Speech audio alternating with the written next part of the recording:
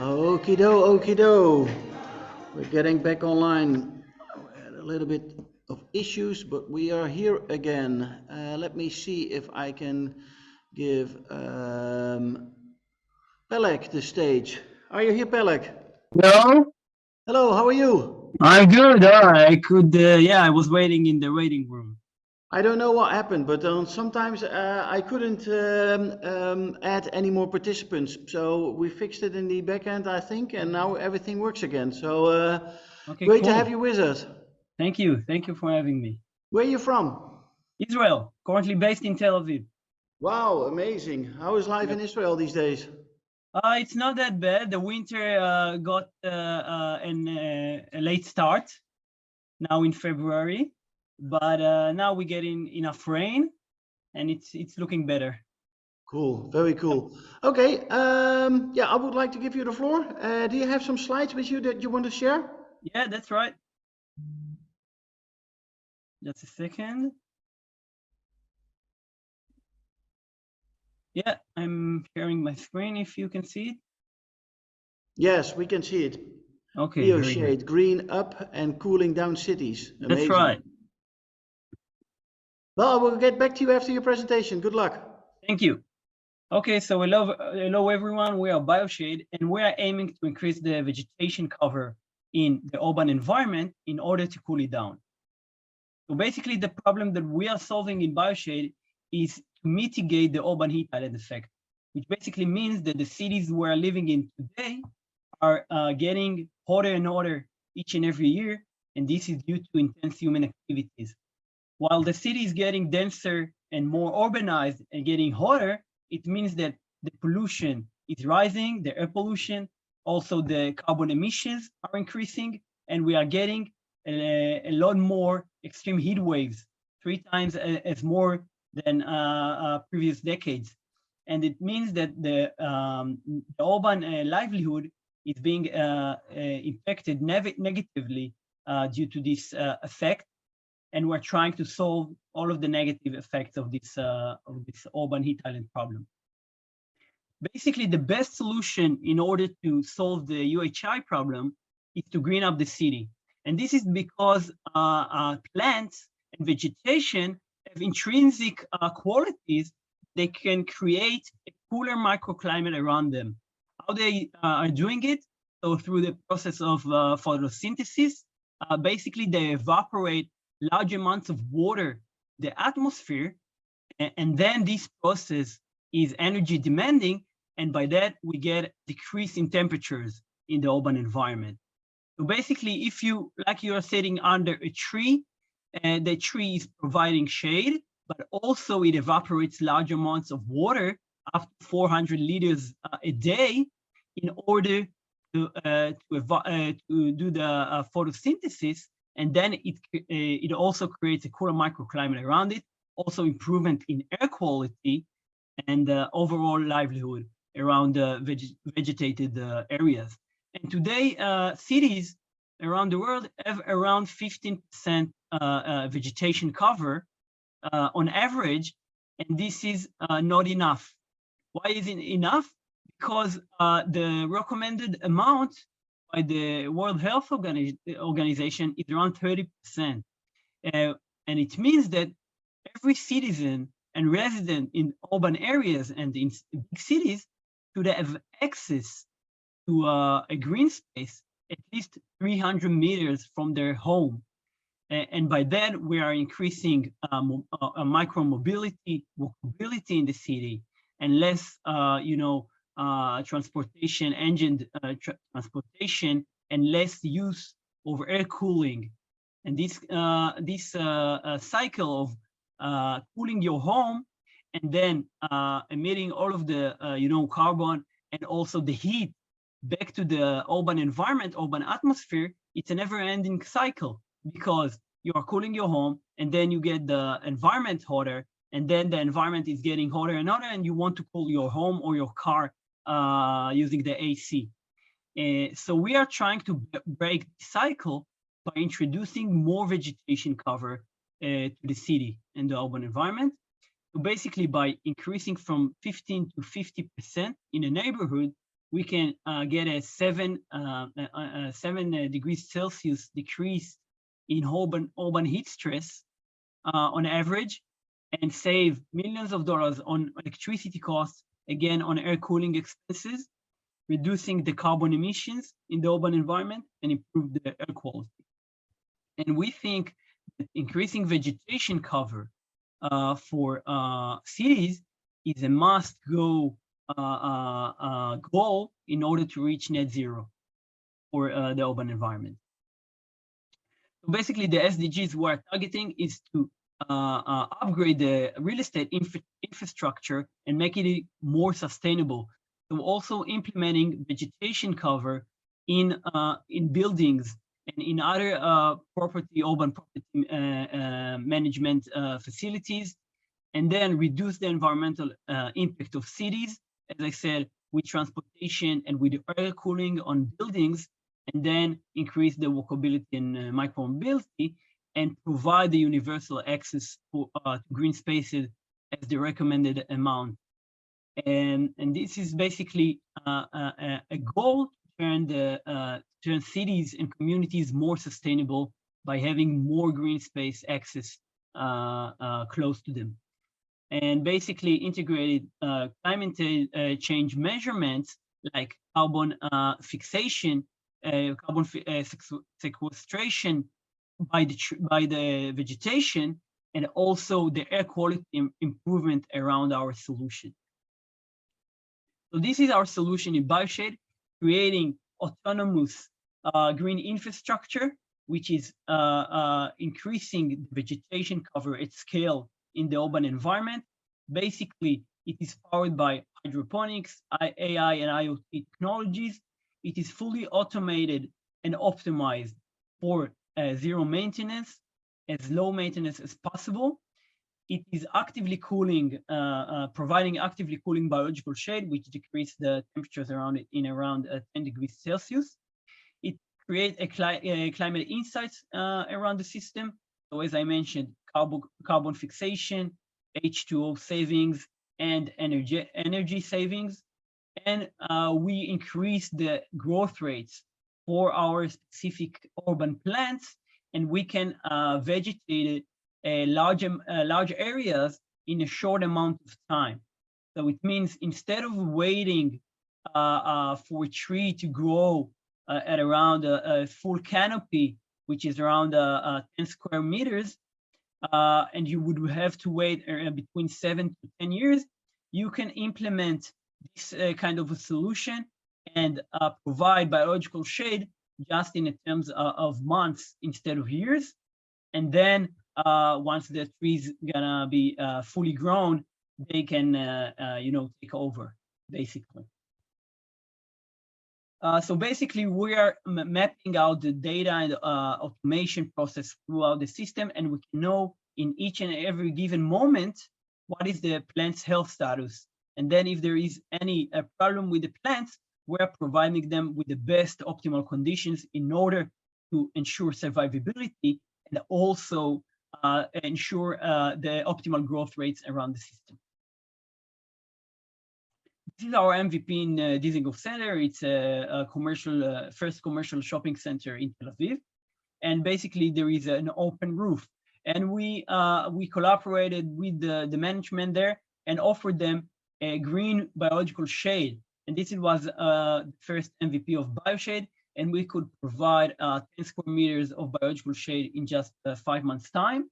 We were mapping out the temperatures, the heat stress in summertime, and we could reduce the heat stress, as I mentioned, and also ensure that the plants are getting enough water. But we also have a circularity of water in the system, and then we can save up to 80% in water and in fertilizer around the system, because the water which is not being used by the plants are flowing back to the water tank and then being reused. So this is how it looks in thermal imagery. Basically, a normal shading element is around 60 degrees Celsius on its upper part, And then under the shading is around 45 degrees Celsius in summertime in Tel Aviv. That's pretty hot, and no one could imagine sitting under it in 12 p.m. But if we can provide biological shade that on this roof on a large scale, basically we are decreasing the temperatures to around 35 degrees and also saving on electricity, on air cooling expenses for the whole building. Because if we provide this biological thermal insulation, then the building itself would be less hot. So basically, we're saving around 27% reduction on air cooling expenses. We're sequestering by our unique customized plants around 4 kg per square meter of carbon dioxide per square meter per year. And the avoidance in terms of energy and air cooling is around 2 kg per square meter per year. And then we get an air quality improvement around the systems of around 15 to 20% a year. Basically, today, the urban environment is lacking green infrastructure, which, as I mentioned, is the recommended amount is around 30%, and not a lot of cities around the world reaching this goal. And basically, maybe even maybe only Singapore has reached the goal of enough green infrastructure in the city and green spaces for the benefit of the residents. But if we get more cities to increase their vegetation cover in smart and fast-growing systems, so we can create a large amount of vegetated area for the benefits of the residents, and also decrease the amount of emissions coming from cities, which account of around 70% of total carbon emissions in the world today. So basically, if we trying to compare BioShade with other products, BioShade is not replacing trees. Basically, if you can plant a tree, that will be the best option. I would be the first to say it as an agronomist. So if you can plant a tree, you should do it. But if you want a fast-growing shade, biological shade, and green biomass, then BioShade comes into the picture, because we can provide fastest growing shade biomass, green biomass in the urban environment, and then it's a complementary solution to trees until they will be fully grown in specific areas. And also, there are a lot of places in the city where we're not able to plant trees. So, for example, rooftops, creating green walls, vertical gardens. So in places, developed urban places which don't have enough soil infrastructure for trees, then we can use smart growing systems as BioShade. In terms of green roofs and green walls, that's also an option. But today, green walls and roofs, we don't see them that often, not often enough, at least. And this is because these kind of projects are taking a long time. They have high maintenance and high demanding manpower around them. So we want to create a system which is fully autonomous and eliminating the maintenance around it. Basically, BioShade currently have 2 commercial real estate center traction and the pilots, 1 pilot and 1 LOI. We have 1 already operational pilot with a governmental agency here in Israel, and we have 2 municipalities in collaboration: Tel Aviv municipality and Herzliya municipality, which in this year we're going to provide more systems for the urban environment for the benefits of the residents in the cities. Basically, in terms of roadmap, BioShade was got funding from Ben-Gurion University because we started our research there about the urban vegetation cover. We accelerated Microsoft Accelerator, and then we got more into the technology of machine learning and how to automate and optimize the entire process in the BioShade system, smart system. And we are currently working on more pilot projects here in Tel Aviv and center of Israel. And we're looking to expand this coming summer to a new pilot project in a new basically of the country location. So we either gonna aim to places which have high urban heat island index and do not have enough vegetation cover in the urban environment. In the team, we are an agronomist, myself, and the masters in biotechnology. Ziv, our chief engineer, and he's doing the whole calibration of the IoT system and the sensors, and comprising the whole product. And we have our Natalie, which is our chief marketing officer. And basically, the main vision for BioShade is to increase the vegetation cover to amount that we could turn cities sustainable. So trying to map out where in the city it's hottest, the UHI effect is the most intense, and then offer more vegetation cover at fast time scales in order to green up the city. Thank you very much. Wow, that is amazing. Thank you. I like your product a lot. I have seen it coming by in the IMAR challenges as well. And what kind of, you mentioned a little bit on what kind of typical cities you would like to have where this product would really fit into. But can you name also a couple of cities globally where you really would like to work? Yeah. So definitely the UAE is our target pilot market. We want to examine the plant's survivalship and also the fast growth rate around there. And we can provide there a huge value in greenery and also in shade, in reduction of heat stress, but also in places like Phoenix, Arizona, and also Los Angeles and Miami. They're really hot places in terms of their urban heat island effect. Also even Southern Europe. In Spain, this last year, we've seen really intense heat waves that impacted the health of many citizens. So we're gonna target these kind of cities that lack today the green vegetation and have intense urban heat effect. Yeah, cool. And can you tell me a little bit more how the system works? Because do you need to water these plants by yourself, or is that going automatically? How does that work? Yeah, so basically today we're we're connecting to the water grid of the city, and then we have the water tank.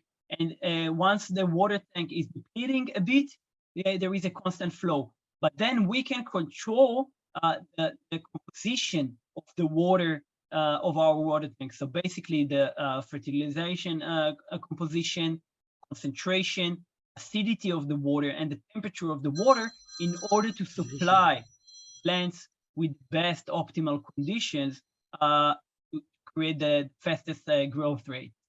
So this is around the water, but basically, as I said, there is a circulation. So we are pumping the water all the way up the root area zone of the plants, and then all of the water are circulating back to the water tank. And then we get a closed loop system that can save up to 80% in water usage, irrigation. Yeah, okay, nice. Comparing to soil. Yep. Very nice. So now this is active in Tel Aviv? That's right. We have two pilot systems in Tel Aviv. One for commercial real estate shopping center, and the other one for a governmental agency, which they wanted to create a green roof for their employees.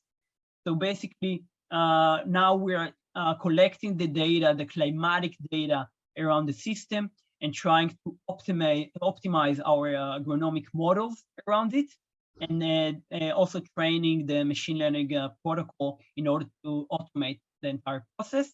And by the end of the year, we're going to install at least 8 more systems here in Tel Aviv and Herzliya as well. And this coming summer, we hope to install the first system abroad. Yep. Nice, very nice. Well, let's keep in contact. And if we can ever help you as Global PropTech to get you in touch with these different kind of cities you mentioned, please let us know. We're here to help you out as much as we can. Sounds good. Thank you very much. Thank you. Thank you for your time and hope to speak to you soon. Yeah, sounds good. Bye-bye. Bye-bye.